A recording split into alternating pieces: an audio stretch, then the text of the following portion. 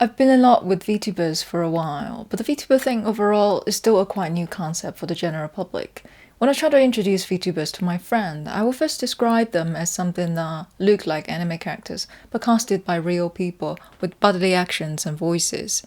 The character shown on screen could do the exact same movement as the person behind it, whose movements are captured by a camera and then presented by the avatar on screen. I always feel that it is hard to explain.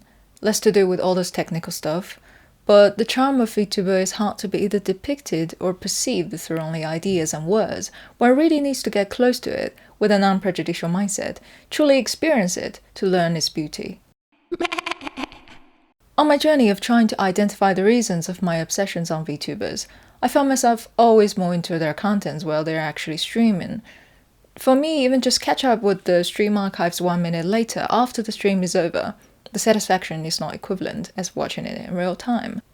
Me, as a VTuber fan, I'm really interested in the sense of existing in one same space and time with them, of being able to interact, to participate. No!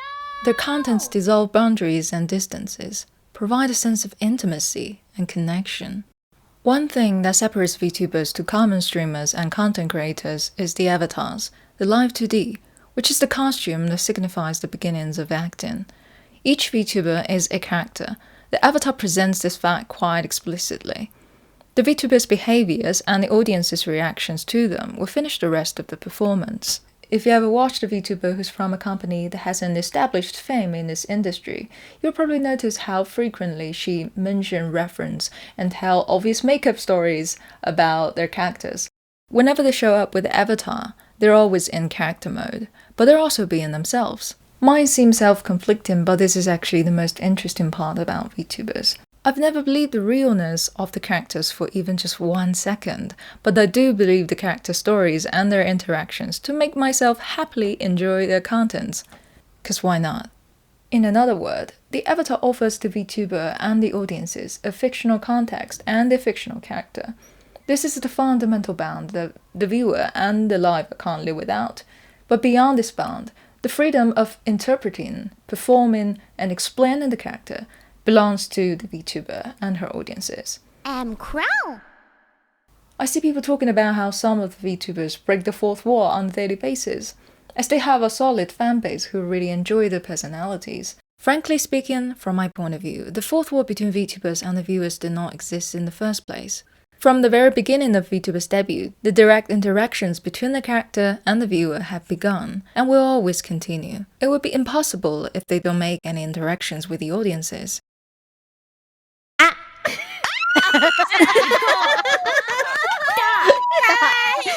That's my understandings on VTubers in brief. I'll dive into it later. Let's talk about anime then. On the one hand, VTubers and anime characters share a lot of similarities.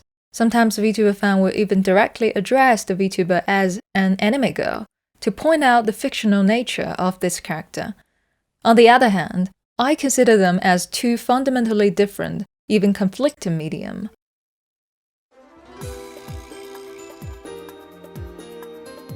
My earliest memory of watching anime is me 4 years old, waiting for an anime by the TV and eventually didn't go to kindergarten that day because of it. Anime in my heart is similar to film. It exists and develops as an art form. With its distinctive value that carries its own history, categories, and controversies. It might offer sensational reimagining of creatures and ideas that could be either stunning or terrifying. Sometimes it could also be representing human stories and life realistically. Pursuing a sense of reality in the free art realm like anime seemed to be a stupid thing to do. But that is partially why I currently prefer VTuber than anime. At least prefer VTuber characters than anime characters. Let me explain. Japanese psychiatrist Saito Tamaki argues that the audience's desire for two-dimensional world and the reality is asymmetrical, which means the desire for something that exists in the two-dimensional world is distinct from the three-dimensional one.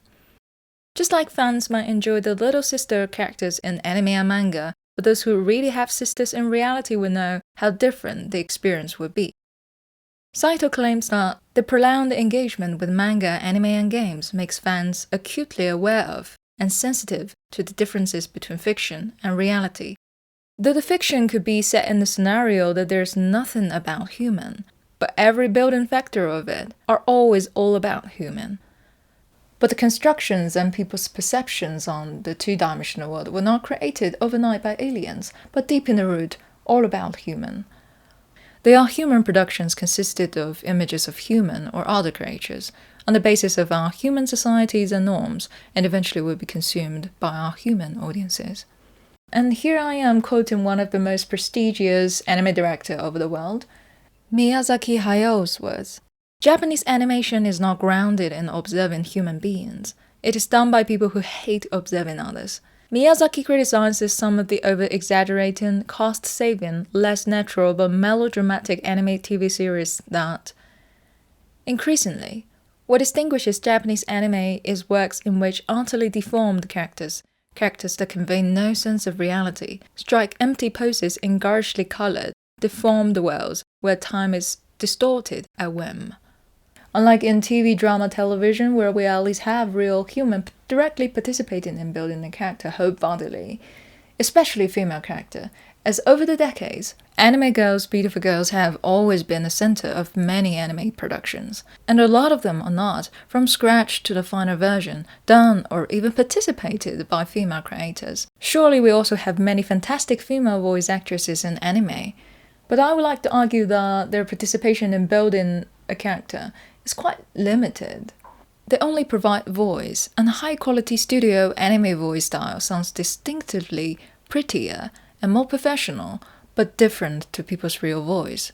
The two-dimensional world is truly a free, broad new land. You are the god if you hold a pen in your hand. There could be no real human or woman, just imaginations and ideal versions of them. Which is not always bad. What I care about more is, where do those imagined images of women come from? And are they just serendipitous choices for making a better production, or thus a dilemma that traps both the audience and the creators? According to Kotani Mali, these images of women are independent of reality. Producers modify media images of women according to what consumers like. The feedback loop has tightened considerably. As a result of it, we can see how the characters they used to carry love and trigger special private feelings of the viewers are now extremely sophisticated images. Even me, who's born in the female body and grew up as female, sometimes felt misled by the representation of female in anime. They even influenced my behaviors and understandings of myself. Then I cannot imagine how huge and subconscious the impact would be on male audiences. And with no intervention, the misunderstanding and misrepresentation will not only survive, but influence the next generation of creators and audiences. The anime characters are cute, adorable, and remind people of all the beautiful things in life. Not because of the close-up to their certain body parts on screen, or repetitive catchphrases that define and limit their personalities. I don't know about you, but I'm really tired of seeing my favorite character surrender to the narrative and sacrifice for the greater good. These are some of the issues that I've noticed from my favorite art form. Let's go back to VTubers then. VTuber was never an easy job. Just imagine acting as a fictional character who has background story to obey all the time, always paying attention to the reactions from the viewers while keeping the live stream entertaining and safe for the platform and the company. In addition to that, many active VTubers stream almost every day. They need to make themselves fully prepared, as the time during live stream leaves them basically no chance and time for mistakes. As the industry grows more and more mature, other than having decent voices, a lot of the VTubers are already quite experienced content creators before having their characters ready on screen. In short, VTubers present themselves as fictional characters that is open for imagination, always consider the viewers as priorities, and put in hard work to offer entertaining contents and direct interactions with the viewers. And on top of all that, they are human.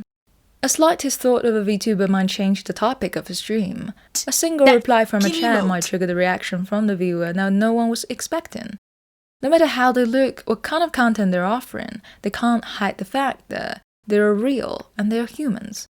Unlike mainstream voice actresses, VTubers will normally have more freedom on developing their own characters, since the vivid and unique personalities are also huge selling points of VTuber. And most of them, unlike professional voice actresses, they will only have one character to play, or to become. The avatars borrow the two-dimensional charisma from anime and manga directly. Have you ever considered a character that you like as an independent person that could escape the control of the author? Have you ever asked the question, what if she makes her own decisions? What if she doesn't like the man? What if that's not what she wants to fight for? And what if she's just real? And VTubers here could be the closest answer for me so far.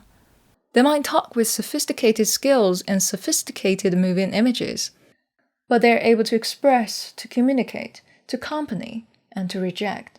This is the biggest advantage of VTubers, of autonomy and existence, of presenting a genuine human side within fictional characters and narratives. They are making the fictional characters that once only existed in anime and manga come into real life. They are pre-written as how anime characters were created, but not as completely sealed, but an ongoing journey that develops and deeply explores herself with the viewers. So, these are the reasons that I currently prefer watching VTubers than animes, but only in terms of the character representation. It is needless to mention that anime surely has far more complex and enticing narrative structure and the character relations, and many other things that make it an art, which I will surely cover in my future videos, so stay tuned if you're interested. In this video, I think I'm a bit prejudicial towards anime, and it's quite selective, I would say, my studies on that. And I would definitely do more elaborations on in the future, in my future videos. And I think the focal point of my next video would be the drawbacks of the VTuber thing. That can't be perfect, and yeah, stay tuned if you're interested.